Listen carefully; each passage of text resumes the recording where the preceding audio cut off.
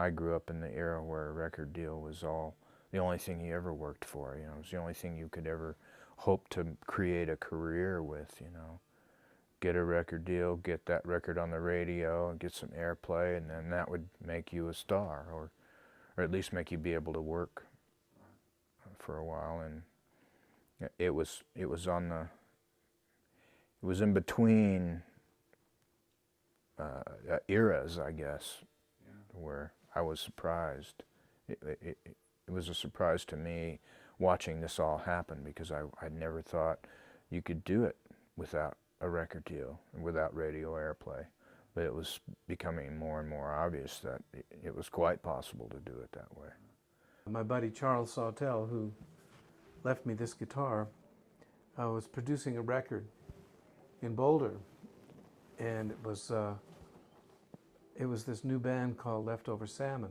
Those guys really respected Charles, you know, and so he was in a position where he had their respect going into the project, and he had the ability to help them, you know, help shape them and capture the best side of what they were doing at the time. Making a record is always like taking a picture. It's just like, here's a snapshot of where you are now. It's not, hey, this is the ultimate expression of your creative life. This is just, here we are. This is where you are now.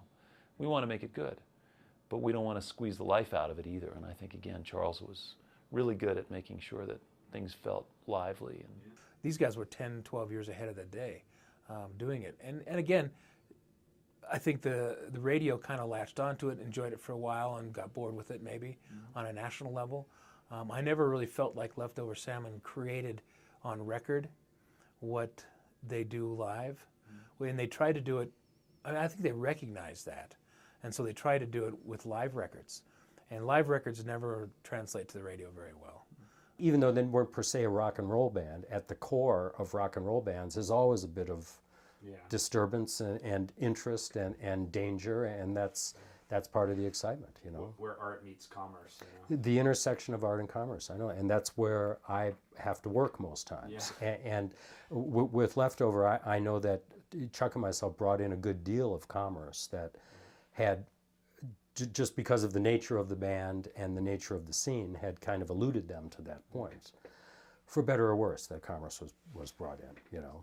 Probably their very first session, if I'm not mistaken, they were goofing around and played for us a song called Alfalfa Song, which was a song written to a Mormon church song with lyrics that reflected a grocery store here in Boulder, which was a Whole Foods kind of place, and it was unique.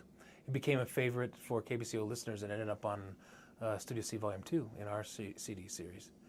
I think Vince was always a little nervous about that song because he always felt that the wrath of God would come, because it was really a church song that he changed the lyrics.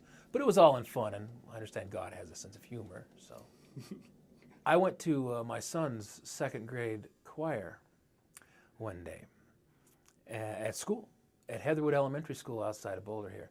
And the choir sang Alfalfa Song. Second grade kids on the stage at the elementary school. And at that point, I realized that this band had created this thing that was so much a part of the fabric that it had found its way into the elementary schools.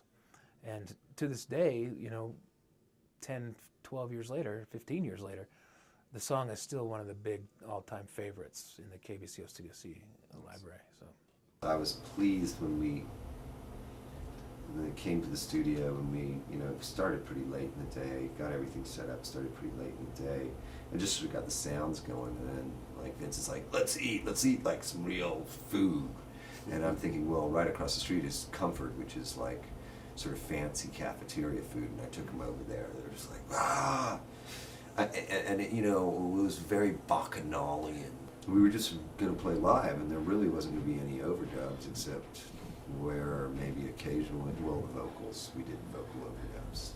That was one of the most intense day and a half, 2-day recording sessions I've ever experienced. It went back and forth between, these guys are the most superb musicians I've ever had the honor to play with, and then Vince is laying on his back with his shirt off going, "Rah!" car, you know. After having like a huge meal and drinking like a bunch of bourbon and just like laying on his back, rubbing his belly like some kind of bear or something like that, some sort of wild animal.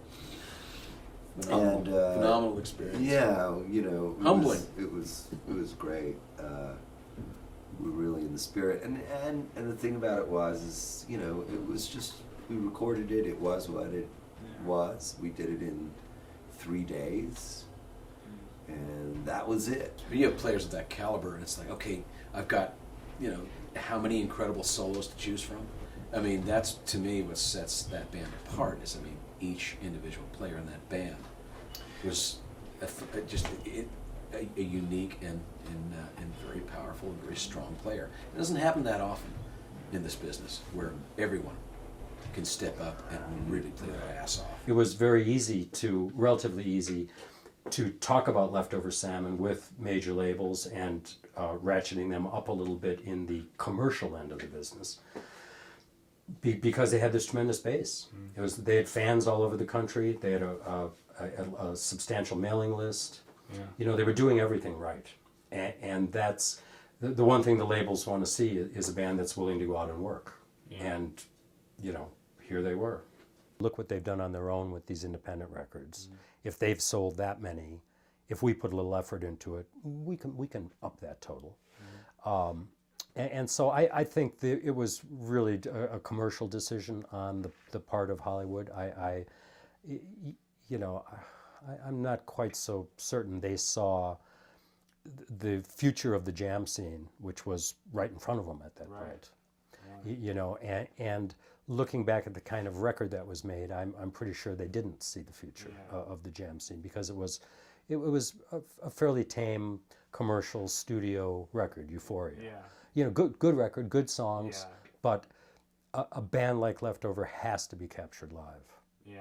Yeah. Everybody says that about every great band, but this is one instance where it's very, very true. If it's really going to be breaking down the barriers of music, let's make sure it breaks down all the barriers of music. And music was supposed to be the thing that brought us all together.